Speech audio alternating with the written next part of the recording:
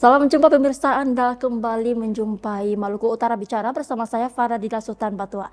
Dan pada edisi kali ini kita akan membahas terkait dengan jaga desa bersama para narasumber dari Kejaksaan Negeri Tidore Kepulauan yang sudah hadir saat ini bersama saya. Kita sapa terlebih dahulu Kepala Seksi Intelijen Bapak Didi Kurniawan SHMKN. Selamat bergabung kembali Bapak. Dan selanjutnya Kepala Subseksi Intelijen Bapak R. Gilang Warih SH. Apa kabar Pak Gilang? Baik, Mbak Dila. Baik, ini terkait dengan jaga desa nih Pak ya. Kira-kira seperti apa nih masyarakat yang belum tahu ya, belum paham seperti apa sih mekanisme dan juga bentuk-bentuk jaga desa. Mungkin bisa dijelaskan Pak Didi. Baik, terima kasih Mbak Dila. Program Jaga Desa itu memang program baru di Kejaksaan. Itu amanat dari Pak Jaksa Agung berdasarkan dalam instruksinya nomor 5 tahun 2023. Di situ tentang optimalisasi peran Kejaksaan Republik Indonesia dalam membangun kesadaran hukum masyarakat desa melalui program Jaksa Gara Desa atau Jaga Desa. Di situ di poin 2 itu untuk intelijen. Di situ ada tugasnya yaitu menggiatkan pelaksanaan program Jaga Desa sebagai sarana meningkatkan kesadaran hukum dan ketaatan hukum bagi perangkat desa khususnya dalam pengelolaan keuangan desa. Dan kedua, mengoptimalkan pengawalan asistensi, bimbingan, penyuluhan hukum dan penerangan hukum pada perangkat desa dan masyarakat desa dalam pengelolaan keuangan desa. Yang ketiga, melakukan monitoring dan evaluasi terhadap pelaksanaan program Jaga Desa secara berkesinambungan. Selanjutnya, mendorong kolaborasi dengan seluruh pemangku kepentingan terkait untuk bersama-sama menyukseskan program Jaga Desa. Selanjutnya, mengoptimalkan pemberitaan dan sosialisasi terkait pelaksanaan serta keberhasilan program Jaga Desa melalui media massa dan media sosial resmi Kejaksaan di seluruh Indonesia. Dan yang terakhir, merumuskan kebijakan penanganan laporan dan pengaduan terkait dengan dugaan penyimpangan penggunaan keuangan desa yang berorientasi pada upaya preventif atau pencegahan.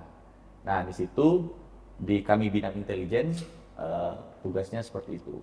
Namun di bidang lainnya juga ada, cuman kita lebih ke tugas dan fungsi intelijen dalam hal jaksa jaga desa. Oke. Mungkin bisa dijelaskan lebih spesifik Pak terkait dengan jaga desa ini, mungkin fokusnya ke arah mana nih?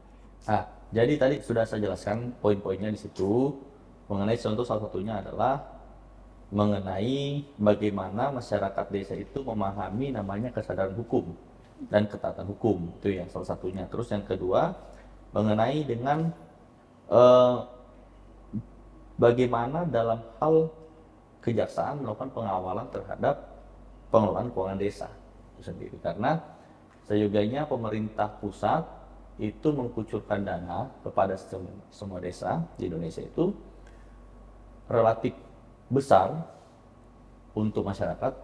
Nah, pesan dari pimpinan adalah bagaimana desa ini mengelola dengan baik untuk keberhasilan desa itu dalam hal penggunaannya dengan baik, tidak disalahgunakan dan tepat sasaran kepada masyarakat di desa tersebut. Begitu. Baik, Pak, dalam program Jaga Desa ini apakah Kejaksaan hadir dalam setiap desa Pak untuk mengawal pengelolaan dana desa? Ya, seharusnya seperti itu karena desa-desa itu berdasarkan petunjuk pimpinan memang harus kita memberikan edukasi kepada semua desa. Jadi kami Kejaksaan Negeri Tidore Kepulauan ke depan akan melakukan hal seperti ini di semua desa karena itu berdasarkan petunjuk pimpinan dan kami sudah beberapa kami lakukan program Jaga Desa itu di desa Maitara, Ya. Marigam dan Marikovo. Nah, itu sudah mulai mengisi, Mbak. Jadi untuk Jaga Desa ini sistemnya by aplikasi. Ya. Jadi untuk data desa, dana desa itu jumlahnya berapa, ataupun ada pembangunan di desa itu harus diisi di aplikasi itu. Seperti itu. Ya. Berarti Jaga Desa ini memang dia menggunakan sistem aplikasi, Betul. tidak secara manual begitu Pak? Betul. Betul. Jadi aplikasi itu memang ada, cuman tetap kita melakukan pendekatan secara langsung. Kenapa? Karena sebelum kita menginput itu, kita harus bagaimana teman-teman desa ini memahami. Pertama, kita harus berikan edukasi tata cara mengisinya. Dalam hal, karena di aplikasi kita itu sangat banyak yang kita harus input dan kita harus mendampingi desa untuk itu. Nah, itu program itu gratis. Jadi kami yang memberikan edukasi kepada masyarakat dan kami juga membantu untuk itu dalam hal bagaimana desa-desa kita ini pada prinsipnya itu pesan pimpinan bahwa desa ini menggunakan keuangannya itu dengan baik dan benar dan tidak diselewengkan. Karena apa? Karena jumlahnya besar dan itu diberikan segitu, pemerintah berharap bahwa desa yang mendapatkan itu akan makmur, begitu. Nah, itu poinnya. Oke, berarti program Jaga Desa ini apakah menyasar masyarakat desa terhadap peningkatan hukum atau bagaimana Pak? Terkait fungsi dan juga tujuannya. Untuk apa yang jaga desa? Ya, Yang tadi seperti saya jelaskan dalam instruksi Jaksa Agung nomor 5 tahun 2003 itu kan luas. Jadi di situ beberapa poin yang kita bisa berikan edukasi kepada masyarakat, contoh misalnya kesadaran hukum. Kita memberikan suatu materi kepada mereka bahwa oh inilah hukumnya, inilah tata cara melakukan pemerintahan yang baik, melakukan keuangan dengan baik, dan serta bagaimana cara melakukan perumusan tujuan pembangunan desa ke depan gitu. Jadi tidak serta-merta dikasih uang besar dari pusat, nih uang ke desa, udah terserah kalian, itu nggak begitu. Jadi ada koridor-koridor hukum nanti bersama juga stakeholder dalam hal ini Dinas Pemberdayaan Masyarakat Desa Kota Tidore, kita bisa berkolaborasi sama-sama untuk itu. Dalam hal bagaimana kita membimbing teman-teman desa itu untuk menggunakan keuangan itu dengan baik gitu. baik. Pak, ini kalau misalkan program Jaga Desa ini lebih mengarah pada menggunakan sistem digital ya. Baik, lalu bagaimana caranya untuk membangun sinergitas dengan para perangkat desa, ya khususnya yang berada di wilayah Tidore Kepulauan? Nah, jadi kalau secara aplikasi itu kan menginput data.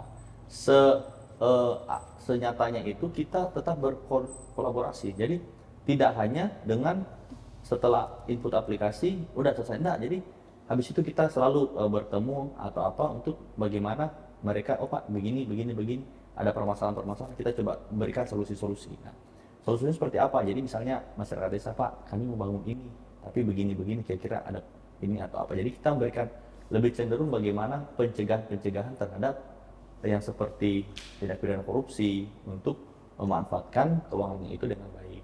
Jadi kadang kan beranggapan bahwa uang yang dikasih itu segampang itu dipakai, ternyata tidak ada aturan-aturannya begitu. Itu kan ada dana-dana dari alokasi dana desa dan dana desanya gitu, ada ADD dan DD begitu. Oke, baik Pak. Ini lalu bagaimana caranya atau mekanisme pemberian pendampingan hukum bagi aparat desa dalam program dana Jaga Desa ini Pak? Mungkin bisa dijelaskan. Baik, terima kasih Mbak Dila. Di kita itu sempat kita pernah podcast sebelumnya atau ini adalah mengenai penerangan hukum dan penyuluhan hukum.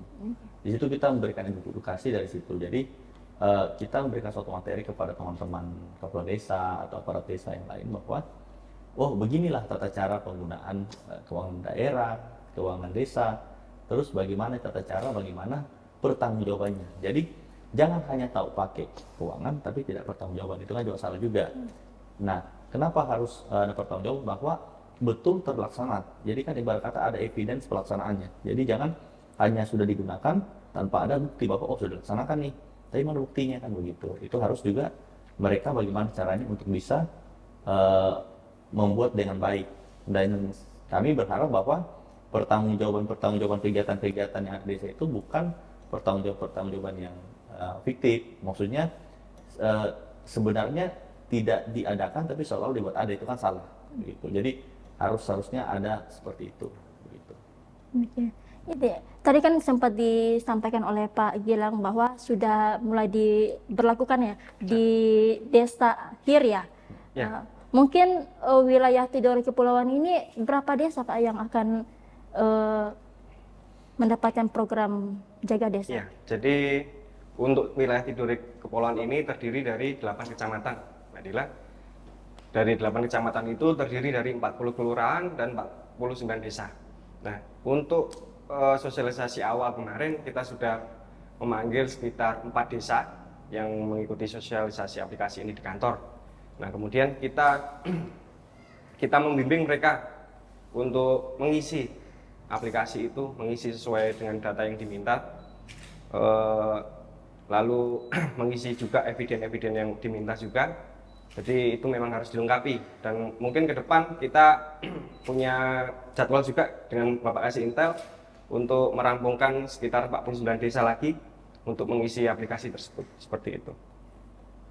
Jadi hanya menggunakan sistem aplikasi secara keseluruhan dalam Jadi aplikasi itu hanya ibarat kata untuk mendukung program itu jalan. Tapi secara nyata juga tetap kita akan mendampingi secara nyata kepada mereka. Artinya bahwa Jaga Desa ini kita lebih dekat dengan masyarakat desa, pemerintah desa, bahwa untuk lebih kita memberikan edukasi hukum yang seyogyanya itu bisa mempermudah teman-teman di desa itu melakukan pemerintahan yang baik dan benar. Gitu. Baik Pak, terkait dengan program ini juga ya, mungkin selain daripada edukasi yang diberikan kepada aparat desa, mungkinkah juga masyarakat desa dilibatkan juga dalam program Jaga Desa? Ya, kalau masyarakat kami lebih cenderung ke pemerintah desanya dan stakeholder terkait, misalnya dari Dinas Pemberdayaan Masyarakat Desa, Dinas PMD Kota Tidore Kepulauan, karena Dinas Pembina Desa itu ya Dinas PMD. Jadi di situ kami akan berkolaborasi untuk bagaimana ke depan bersinergi dalam hal kita menjalankan program Jaga Desa ini. Begitu. Baik, ini juga kan banyak masyarakat yang mungkin sudah mendapatkan edukasi, tapi belum merasakan dampak nyatanya. Atau mungkin yang banyak yang kita lihat ya, masih ada 1-2 yang kemudian terindikasi penyimpangan dan sebagainya. Kira-kira seperti apa Pak penanganan hukumnya? Ya, kami lebih cenderung terhadap teman-teman desa ini lebih ke pendekatan preventif tadi, pencegahan. Nah, selagi kami sudah mencoba melakukan pencegahan namun tidak diindahkan, ya artinya kan kita tidak namanya memandang bulu, tapi kita coba memberikan edukasi kepada teman-teman desa itu dalam tata cara mengelola pemerintahan yang baik dan keuangan yang baik gitu. Karena yaitu desa-desa kita ini di Tidore ini tidak hanya di dataran Pulau Tidore saja, ada juga di pulau-pulau yang akses di sana susah, dan itu juga membutuhkan waktu serta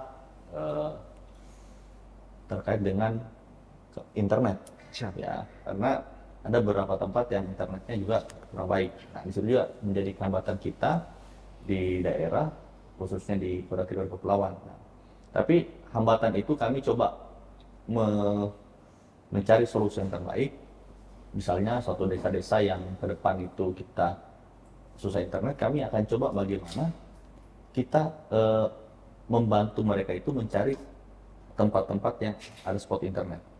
Untuk apa? Untuk kita bagaimana program ini jalan. Kenapa? Kan bukan buat kami jaksa atau kejaksaan pada umum, tapi buat pemerintahan desa itu berjalan yang baik, itu sebenarnya. Karena kami hadir di sini bukan untuk menakut-nakuti atau apa, tapi kami lebih cenderung ke bagaimana kita jaksa itu adalah sahabatnya pemerintah desa, gitu. Baik Pak, dari apa yang kemudian disampaikan tadi bahwa internet menjadi salah satu syarat, berarti mungkinkah dalam program Jaga Desa ini ada suatu syarat Pak?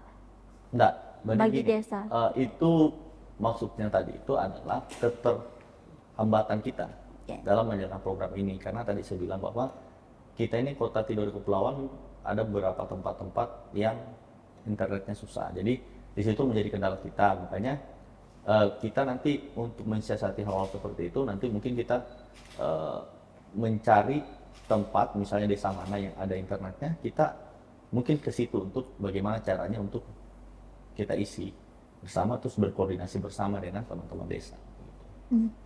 Lalu adakah Pak syarat atau kriteria tertentu bagi suatu desa untuk bisa mendapatkan program Jaga Desa ini? Tidak ada kriteria dan itu semua desa bisa mendapatkan itu. Oke. Begitu, tidak ada kriteria harus ada, tidak. Jadi semua desa wajib, perintah pimpinan kita harus melakukan program Jaga Desa. Baik, bagaimana caranya untuk bisa mendapatkan program Jaga Desa dari Kejaksaan? Apakah memang harus ada melalui mekanisme tertentu, prosedur, atau bagaimana? Nah, kalau mekanisme atau prosedur itu prinsipnya begini, kita saling berkolaborasi. Kami ada di sini untuk teman-teman desa, dan desa silahkan menggunakan instruksi pimpinan kami untuk itu, dan kami juga siap.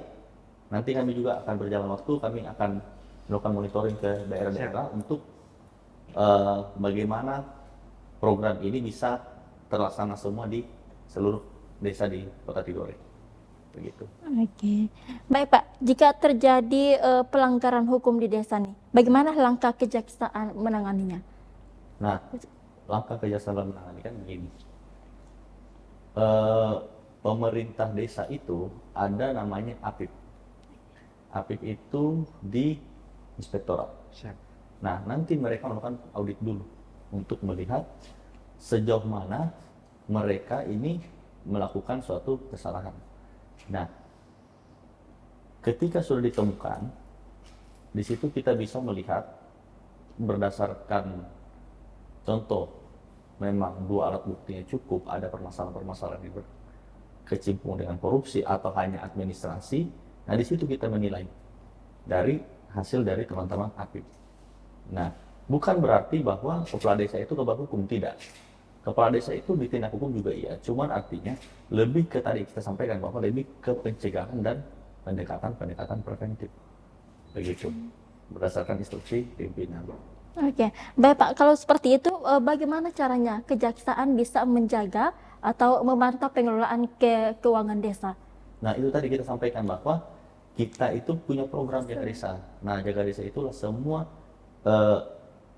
tugas tusi Kejaksaan bisa kita implementasikan di situ kepada teman-teman desa. Agar apa? Agar dalam mengelola keuangan, dalam menjalankan pemerintah ini bisa betul-betul berdasarkan dengan aturan yang berlaku. Bukan hanya asal begini, itu kan nggak bisa seperti itu. Gitu. Baik, mungkin bisa disampaikan juga terkait dengan bentuk-bentuk daripada Jaga Desa ini seperti apa? Itu bentuknya. Contoh misalnya memberikan edukasi terkait dengan kesadaran hukum. Itu kan salah satunya. Jadi banyak poin berdasarkan instruksi Pak Jaksa Agung di situ. Jadi kita lihat mana yang lebih relevan di desa itu. Contoh di desa ini kita kan bisa melihat dari sudut pandang misalnya suatu daerah, contoh daerah ini sering banyak kriminal. Nah, kita di situ bagaimana sebagai jaksa memberikan edukasi terhadap bagaimana sih agar tingkatan-tingkatan kriminal itu turun, kayak begitu. Jadi kita lihat dari sosiologisnya keadaan desa itu, baru kita melakukan apa yang kita akan lakukan di sana. Gitu. Itu salah satu. Tapi pada prinsipnya bagaimana pemerintah desa itu memahami hukum, melaksanakan pemerintahan berdasarkan hukum dan menggunakan keuangan dengan baik gitu.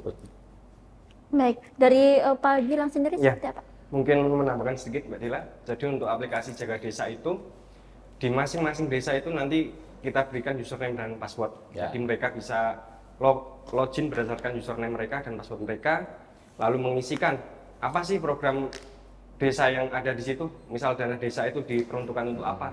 Misal untuk pembangunan selokan atau pembangunan jalan, nah nanti bisa diisi di situ. Nanti ada pelaporannya di situ. Misal dananya sekian ini untuk pembangunan jalan atau selokan, nanti bisa di-upload atau di-input di situ. Jadi kami itu hanya mengawasi seperti itu ya Pak Asindal. Nah, selain itu juga mungkin yang disampaikan Pak Asindal tadi, di aplikasi Jaga Desa itu bukan hanya kita Kejaksaan dengan kepala desa seperti itu, enggak itu aja. Jadi di situ juga ada dinas PMD tadi. Ya. Jadi dinas PMD juga bisa mengawasi dari aplikasi itu. Nah, selain itu juga mungkin di luar aplikasi itu mungkin ada konsultasi atau pertanyaan seputar pengisian aplikasi itu seperti apa. Kami di Kejaksaan Negeri Tidore Kepulauan kita juga membuat WhatsApp group. Jadi di WhatsApp group itu ada kita kejaksaan, ada dinas PMD dan para kepala desa. Jadi untuk masalah lain seputar aplikasi itu atau masalah lain yang ada di desa itu jadi bisa didiskusikan via grup itu. Jadi penyampaian informasi atau apa bisa lebih cepat tanpa harus kita ketemu atau seperti apa karena keterbatasan jarak. Kan mengingat kita tidur ini kepulauan ya Pak. Betul. Wilayah kita memang sangat luas seperti itu. Baik Mas Gilang, ini kalau misalkan menggunakan aplikasi, sistem aplikasi ini kan pasti ada kelebihan dan juga kekurangannya. Nah, ini salah satunya bisa terjadi kelalaian. Ini seperti apa penanganannya? Nah, untuk kelalaian pasti waktu desa itu menginput suatu misal ada pembangunan selokan, mungkin desa itu lupa mengupload evidennya, buktinya, mana sih yang dibangun. Nah, seperti itu kita by aplikasi ini kita bisa mengecek di situ. Nah, nanti kita langsung notis ke kepala desa tersebut, kita cross check lagi lah. Ini pengisiannya kurang data dukungnya atau fotonya seperti itu. Jadi kita pihak desa yang mengisi, nanti kita yang mengecek seperti itu. Jadi ada cross checknya.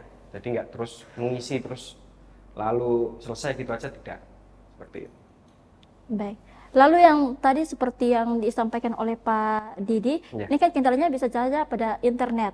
Nah, untuk mengatasi hal-hal seperti ini seperti apa? Kan agak ribet ya kalau misalkan harus dicari internet di mana segala macam. Nah, bagaimana Pak? Baik, memang itu kendala yang terbesar yang kita perlu pahami bersama karena memang ya kita di Tidore ini tidak semua daerah ada internet. Jadi ada beberapa tempat yang tidak ada internet. Nah, di situ kita bagaimana untuk memberikan solusi tadi yang saya sampaikan bahwa coba kita cari contoh misalnya di kecamatan A. Di kecamatan A ini ada contoh 3 desa yang tidak ada internet. Nah, bagaimana caranya untuk bisa menginput itu? Bisa mereka ke kecamatan yang titiknya itu mungkin ya saya rasa terlalu jauh lah kalau dari desa itu ke kecamatannya untuk menginput. Nah, di tingkat kecamatan kan saya tidak mungkin ada internet. Nah, di situ mereka bisa berupaya di situ. Karena apa? Karena ketika kita terhambat masalah internet, otomatis kita tidak bisa jalan karena memang aplikasi. Nah, cuman yang kita perlu sadari bahwa ayolah kita sama-sama memahami bahwa program ini penting. Kenapa penting? Bahwa pada prinsipnya penting untuk keberhasilan pemerintahan desa yang baik, begitu menurut saya. Oke, baik. Mas Gilang sendiri ada tambahan? Mungkin itu saja sih dari aplikasi ini. Harapan saya bisa mempermudah Mbak. Tentunya kan kita berperan melawan korupsi seperti itu. Betul. Nah, jadi kita menutup celah itu. Ya. Jadi apapun itu pemerintah desa itu harus transparan untuk masyarakatnya sendiri kan.